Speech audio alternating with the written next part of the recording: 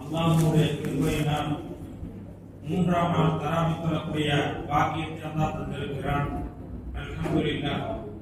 அந்த மூன்றாம் நாள் தராவி தொழுதால் என்ன நன்மை அப்படின்னு பார்க்கின்ற பொழுது, அரிசி சுமக்கக்கூடிய மணக்குமார்கள் தொழுதவர்களுக்காக பாவ மன்னிப்பு தேடுகிறார்கள்.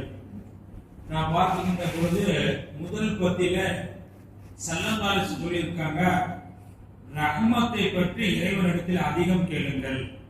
எப்படி? அல்லாஹும்ம ரஹம்னா பிரஹ்மத்திக யா அர்ஹமர் ராஹிமீன்.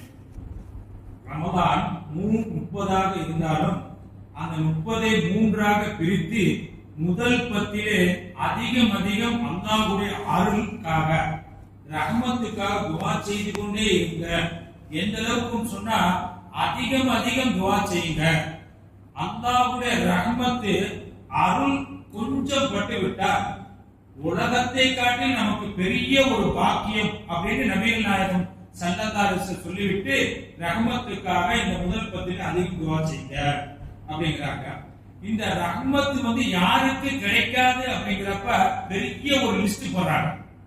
அதுல நாம் ஒரே ஒரு செய்தி பார்க்கின்ற பொழுது, யாருக்கு அல்லாஹ்வுடைய அருள் ரஹ்மத்து கிடைக்காது அப்படின்னு சொன்னா, அதாவது நான் பார்க்கின்றோம் இந்த ரமதானுடைய மாதத்துல நிறைய பேர்கள் சர்ச்சையை கிளப்புவார்கள். 8 10 20 இப்படியா அப்படியா, இது போன்று யார் சர்ச்சைகளை கிளப்புகிறார்களோ நீங்கள் அதில் ஈடுபடாதீர்கள். அப்படி ஈடுபட்டீர்கள் என்று சொன்னால் அல்லாஹ்வுடைய அருள் உங்களுக்கு கிடைக்காமல் போய்விடும்.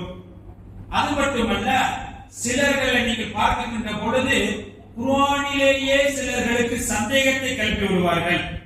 இது எப்படி, இதை ஏற்க முடியுமா ஏற்க முடியாதா என்று சந்தேகத்தை கிளப்பி விடுவார்கள். இப்படிப்பட்டவர்களுக்கும் அல்லாஹ்வுடைய அருள் கிடைக்காது.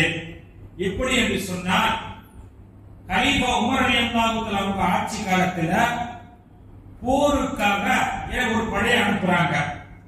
அந்த படையினுடைய தளபதி அம்ர் இப்னு ஆஸ் ரலியல்லாஹு தஆலாவுடைய தலைமையில ஒரு படையை அனுப்புறாங்க.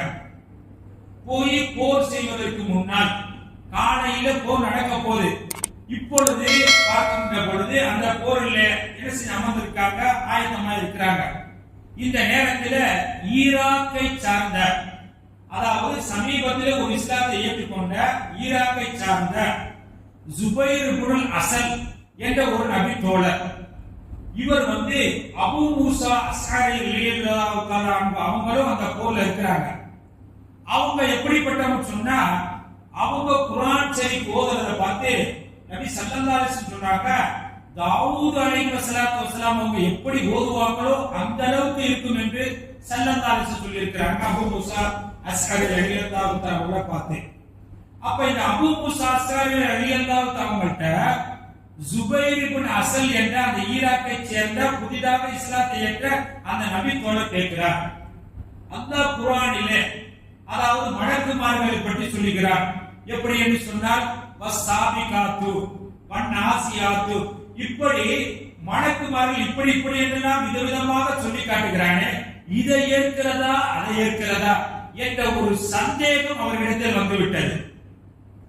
இந்த சந்தேகம் வந்த உடனே அபூ மூசா அஸ்ஹாரி ரலியல்லாஹு தஆலா அவங்க என்ன செஞ்சாங்க, போருடைய தளபதியாக இருக்கக்கூடிய அம்ர் இப்னு ஆஸ் ரலியல்லாஹு தஆலா போய் சொன்னாங்க, இவருக்கு குர்ஆனை பற்றியே சந்தேகம் வந்து விட்டது, இவரை கொஞ்சம் நீங்க கவனித்துக் கொள்ளுங்கள். இல்லை என்று சொன்னால் இவரின் மூலமாக பலர்கள் வழிகட்டு போய் விடுவார்கள், பலர்களுக்கு அதாவது வசுவசாவை ஏற்படுத்தி விடுவார்கள் என்று என்ன செஞ்சா சொல்லியிருக்காங்க. பிறகு போர் நடந்தது. போர் முடிந்த பிறகு அந்த போருடைய தளபதி என்ன செய்றாங்க, மதீனாவுக்கு போய் மதீனாவில் உமர் ரலியல்லாஹு தஆலா இருக்கிறாங்க.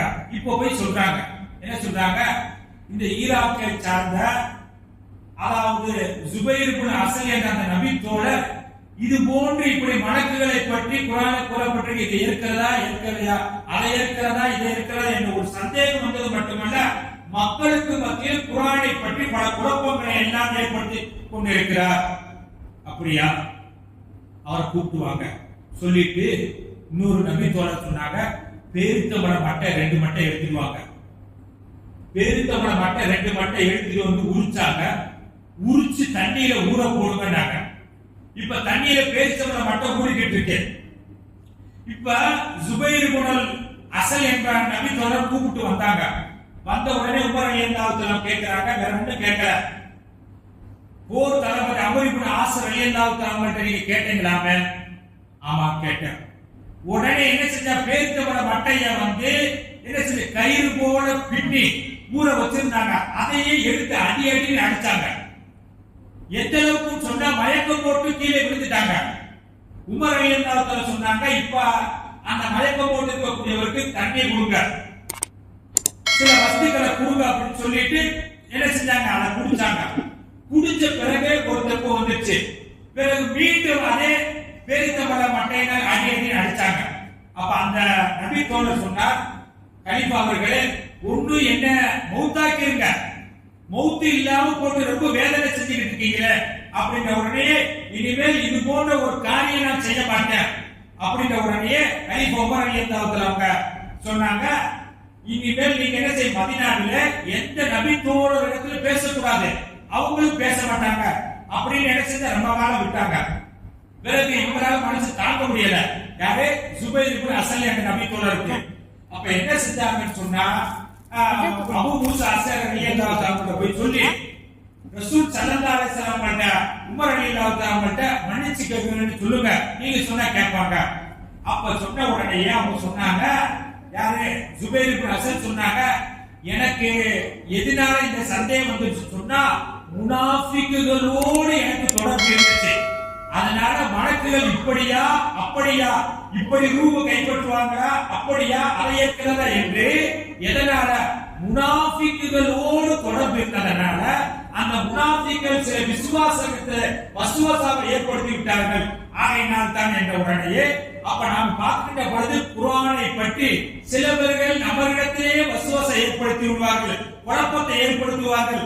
அல்லாஹ் இன்னொரு இடத்துல சொல்கிறார், வல் ஃபித்னத்து அஷத்து மினல் கத்ல், கொலை செய்வது இருக்கிறது அது கூட சாதாரணது, ஒருவர் குழப்பத்தை ஏற்படுத்துகிறாரே மினல் கத்தில், கொலையை விட பெரியது என்று சொல்லிவிட்டு, இப்படிப்பட்டவர்களுக்கு அல்லாஹ்வுடைய அருள் ரஹ்மத்து கிடைக்காது என்று நபிகள் நாயகம் ஸல்லல்லாஹு அலைஹி வஸல்லம் சொல்லி காட்டுறாங்க.